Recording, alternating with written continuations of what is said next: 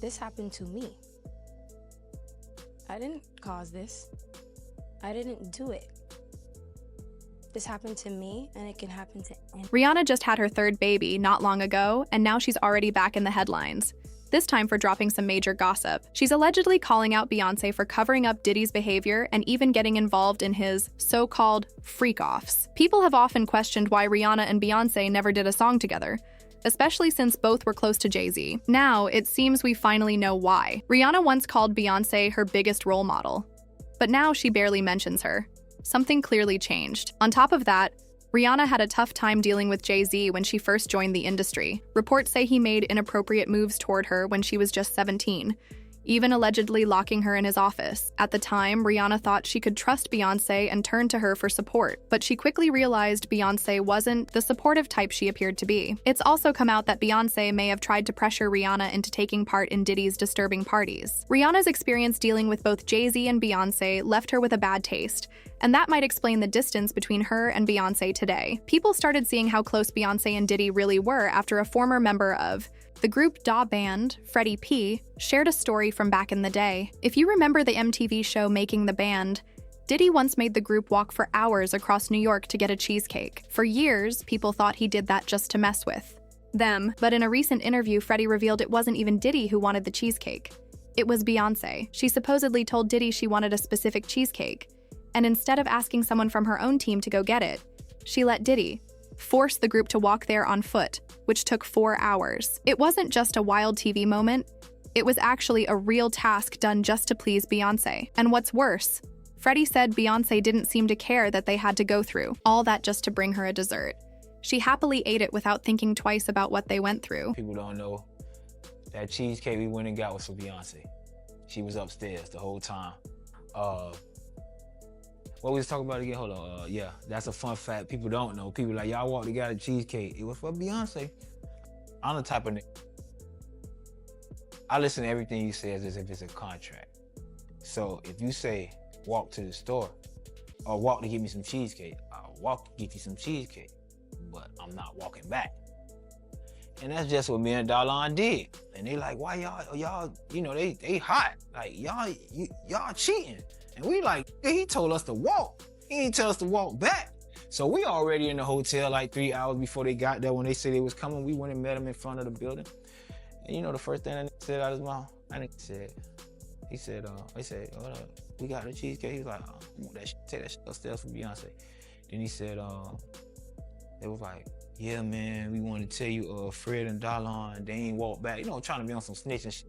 He's like, when Freddie shared this story, many people wondered why he would go so far just to please Beyoncé. After all, as far as they knew, he didn't have much connection to her besides her being Jay-Z's wife. But it turns out Beyoncé was also involved in those wild parties, sometimes called freak-offs. This came out recently when the baby spoke about the time he met Beyoncé and Jay-Z at a private party at Diddy's place. He said Diddy kicked everyone else out of the room, leaving just himself, Beyoncé, Jay-Z, and Diddy alone together. Once they were alone, the baby said Beyoncé started talking to him a lot. She even introduced herself like, "Girl, you are literally Beyoncé," which was funny because, of course, Diddy and Jay-Z already knew who she was. It seemed like Beyoncé was making a move on the baby. According to the baby, that meeting was actually a freak-off, where Beyoncé was trying to seduce him. It looked like Jay-Z wasn't interested or wasn't keeping up, so Beyoncé took matters into her own hands. I was at a party at Diddy crib in LA. This was the beginning of 2020. You know what I mean? Diddy had put everybody else out the crib, like the influx of people he had put them out. But he had took a liking to me in particular around the time, man. It was really, you know what I mean, like putting his arm around me. Right. So he had put majority of the people out, but he allowed me to stay in there. Me and, you know, maybe about 15 others, you know. Right. Jay-Z and Beyonce being, you know, 2 of the other 15 people in the room. So that'll just put into perspective of the type of company I was in at the moment, you know. And she came over and introduced herself to me like as if she had to. Right. Beyonce, cut it out. But I'm a big fan of your work, you know what I'm saying? Whoop the whoop, and that was just dope. That was dope as hell to me, man. That was dope. What he is a broke down Mandingo fighter still working on behalf of the NFL. That's what he is.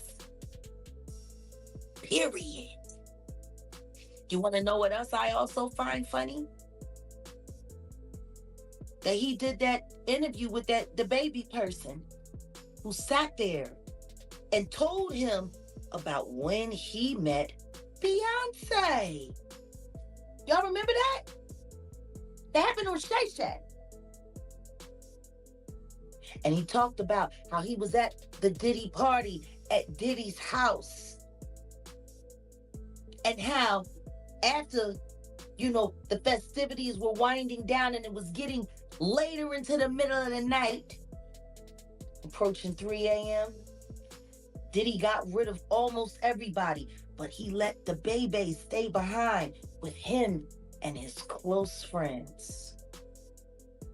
And then he talked about how Beyonce was there and Jay-Z was there. Not at their house, at Diddy's house.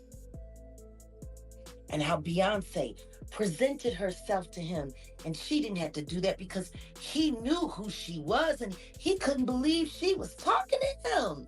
She approached him, kind of like how she approached that old friend of his when he said that he was at the party and the little people was there, and she asked him, "Isn't this sexy?"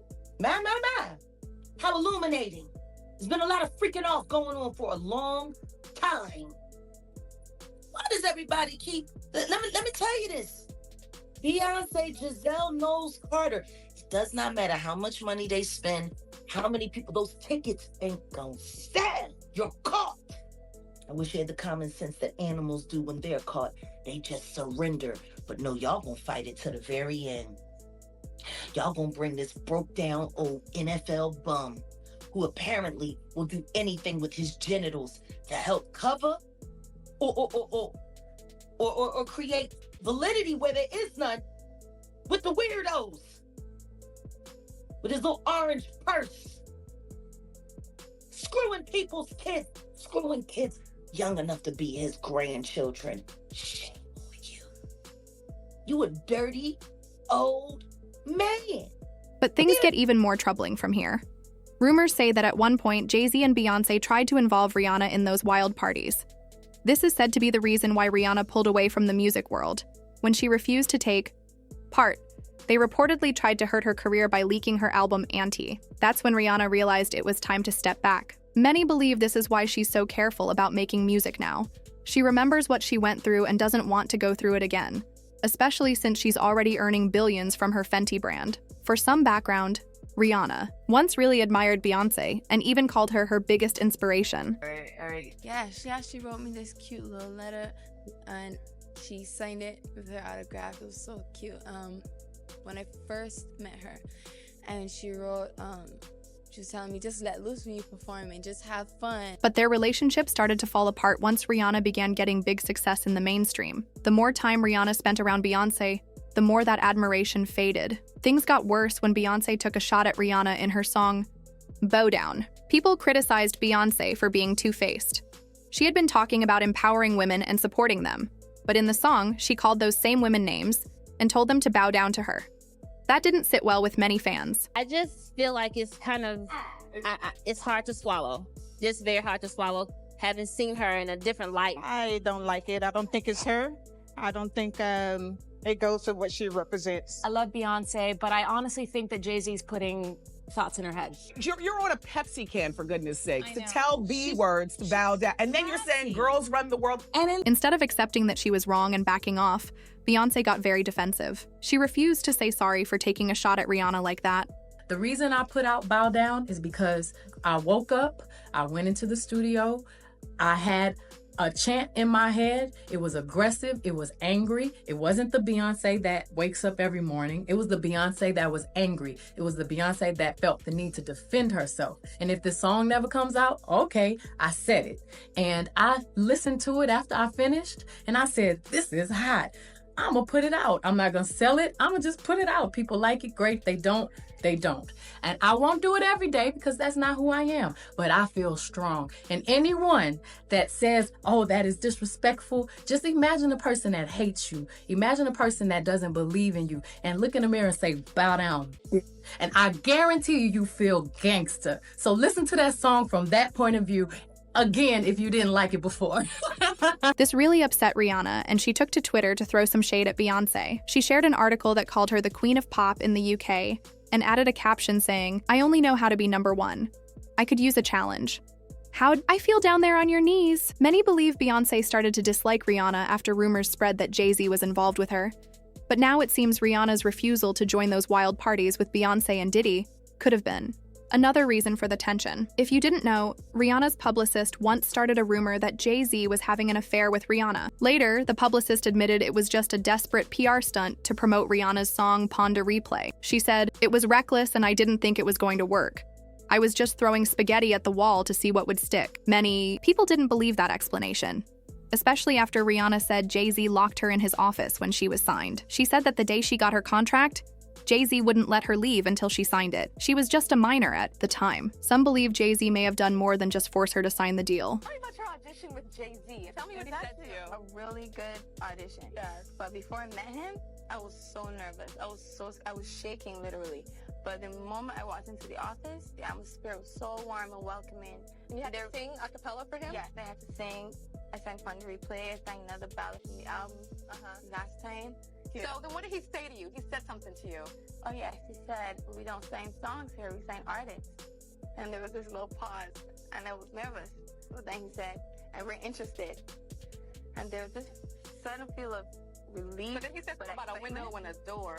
Oh, then he said, he said a whole I did a lot of homework on you this lady. He said, there are two ways to leave here, either through the door with the deal signed or through this window, and we're on the 29th floor.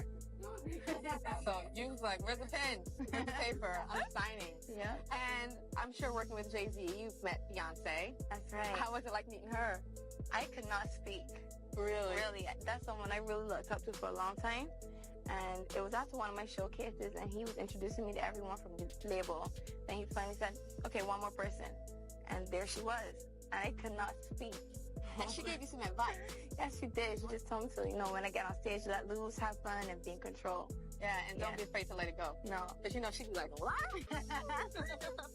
Remember what I mentioned earlier about Beyoncé and Jay-Z possibly sabotaging Rihanna's album because she refused to join those wild parties with them and Diddy? This is a serious claim that has been talked about for a while now. The situation took a big turn when Rihanna's anti-album leaked on Tidal, the music streaming service owned by Beyoncé and Jay-Z. This leak wasn't just a small mistake. It forced Rihanna to release her album earlier than she had planned, which obviously affected how her music was received by the public. At the same time, Beyoncé's album was also about to drop.